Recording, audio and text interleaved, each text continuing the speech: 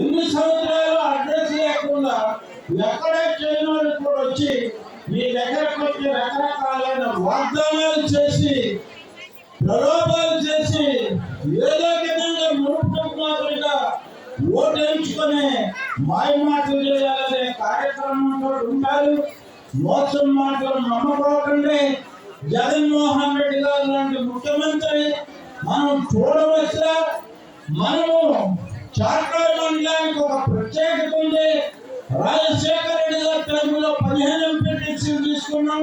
ఇవాళ మరి నాయన గారి ఆధ్వర్యంతో ఇవాళ 15 ఎంపీటీసీలు 100% ఎంపీటీసీలు తీసుకోవడం జరిగింది. రాజకీయంగా ఎప్పుడు నుంచో ఈ మండలానికి ఒక ప్రత్యేకత ఉంది.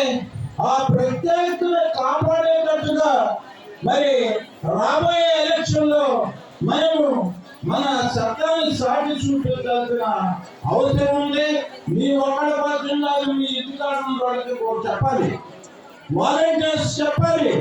వాలంటీర్స్ మీద ముఖ్యమంత్రి గారు కావలసినంత మరి కోరికల ముఖ్యమంత్రి మీద వాలంటీర్స్ మీదనే ముఖ్యమంత్రి గారు ఆ వ్యవస్థ తీసుకొచ్చి సచివాలయం వాలంటీర్ వ్యవస్థ తీసుకొచ్చి ప్రజలకందరికీ కూడా చేరువు ఉండాలని ఈ సంక్షేమ పథకాలు మొత్తం కూడా ఆఫీసర్ల ద్వారా కాకుండా వారు అవకాశం ఉన్న వాళ్ళకి వాలంటీర్ దగ్గర ద్వారా సచివాలయంలో మరి అర్హతగా ఏర్పాటు చేసి వాటిని బట్టలు నొక్కి మీకు అందరికీ కూడా ఇవ్వడం జరుగుతుంది.